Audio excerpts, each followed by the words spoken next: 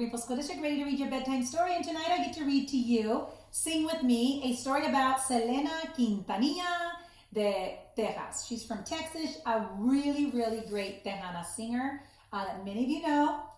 And so tonight I'm going to tell you all about her story as we celebrate Hispanic Heritage Month. Hola comunidad de Greenfield, soy Superintendent Galvan aquí con ustedes del Distrito Escolar de Greenfield, celebrando latinos, hispanos todo este mes. Y esta muñeca, persona, cantadora, se llama Selena Quintanilla y esta es la historia de su vida. Ella es una tejana, muchos de sus papás conocen a ella, probablemente ustedes también. So hoy, esta noche vamos a aprender de su vida por celebrarla. Thank you again for being here. We get to celebrate Selena Quintanilla, very, very, very famous musician, artist, singer. Selena Quintanilla rolled a tortilla and lifted it to her mouth to use it as a microphone.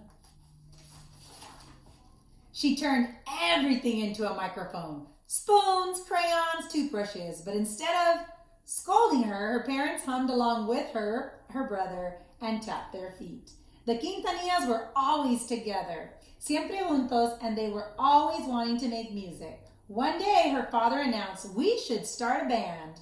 Selena jumped up and said, "Yes, what a great idea." Selena and her family began rehearsing their favorite pop, rock, and country songs at their home in Lake Jackson, Texas. Selena sang with her brother A.B. Quintanilla, plucked a bass guitar, and her sister Suzette, who tapped the drums.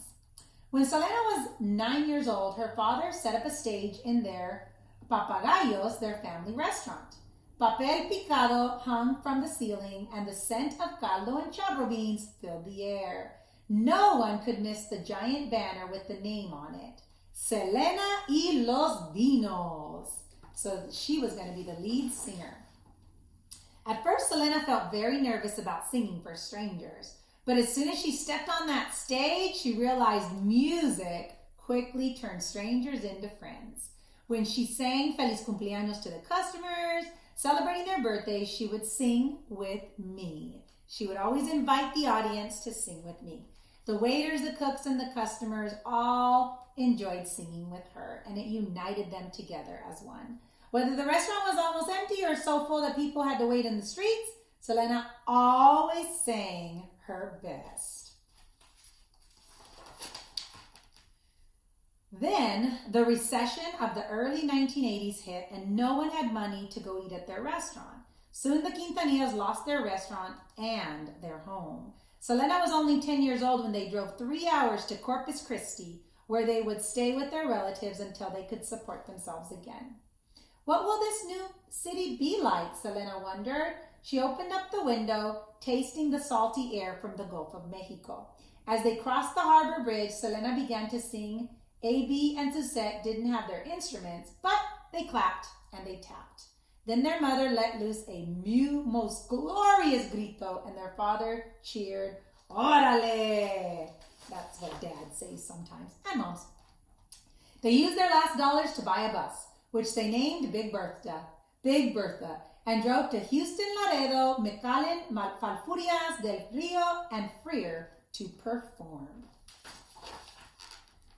They sang at weddings, at quinceañeras, and rodeos, and sometimes for as little as even $100. Times were tough, but at least they were together. While they traveled through Texas, the audience made requests. Selena loved to sing her favorites, but when they asked for other Tejano songs, she found herself apologizing because she didn't speak Spanish. "Why didn't you teach me Spanish?" Selena told her parents. They were quiet for a moment, and then her father says, "Well, when we were growing up, we got punished if we spoke Spanish in school. They taught us that we could only speak English, and at that time it was the language of schooling and of success." Selena understood that her parents thought that was right for her, but she really wanted this connection with her audience. "Well, I'm going to learn Spanish," she said. So she decided she was going to learn it.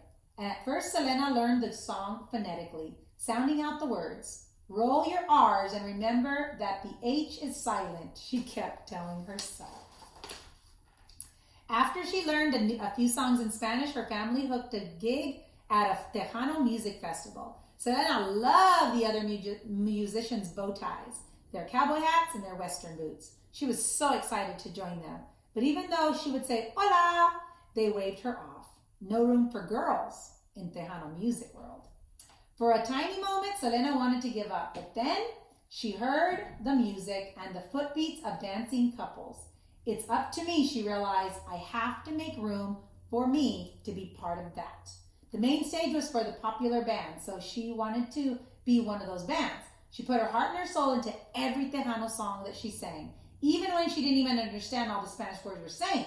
When she finished, she said, muchas gracias, and the audience clapped. At 12 years old, she recorded her first song, Se acabó aquel amor. In a room by herself, Selena missed the company of a band and an audience. How could she sing without people to dance and hum along with her? She closed her eyes, tried to put the feeling into the music. She repeated the Spanish pronunciation to herself and focused on the song's meaning. But singing in a studio was much different than in front of a live audience. Then she remembered all the mothers, the fathers, the brothers, the sisters, and the abuelos who went to her concerts. She said, singing for the producers behind the window. She was singing for families and friends. Canta conmigo, she would say, imagining the days when they'd hear all her recording songs and sing along. Soon Selena recorded more songs. Many were written by her brother A.B., who mixed rock, country, and some of the popular songs in Tejano sounds. Suzette kept playing the drums, and between gigs, she and Selena studied fashion magazines. Meanwhile, Big Bertha, that's their big bus, took them to stages around the U.S. and Mexico. Crowds of 20 turned to crowds of 100, and on the road, Selena kept studying Spanish, the words like secret codes that she would unlock. In 1986, when Selena was only 15 years old, she won a Tejano Music Award. She won the award again in 1987, and the next year, and the next year. Every time she accepted a trophy, she remembered all the people she had met through the music and her family, the Quintanillas, who were always by her side. On February 26th of 1995, at the Astrodome in Houston, Selena circled the arena on a horse-drawn carriage. She wore her own purple pantsuit that she designed. As she waved to the crowd, she thought of her performances at the family dinner table, at the dance halls, at the restaurant, and at the rodeos. How different from the Astrodome, and yet very much the same. Her fans cheered when she hopped on the stage. More than 60,000 people had bought tickets to watch her. Bidi bidi bom bom, Selena sang. Then she held the mic to her crowd. Bidi bidi bom bom, bidi bidi bom bom was what the crowd would say too.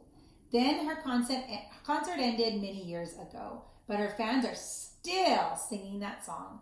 Every time they hear her voice, they also hear the joyful invitation of Canta Conmigo.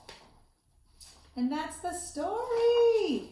Bidi bidi bom bom. En la esquina yo esperando, como siempre su novia fiel was bailando. Wow, that's awesome. So this is Selena Quintanilla's story. She was a beautiful singer, and so we're so glad to celebrate her this evening. And I am Superintendent Galvan with the Greenfield School District, sending a great big bear hug from our family to yours.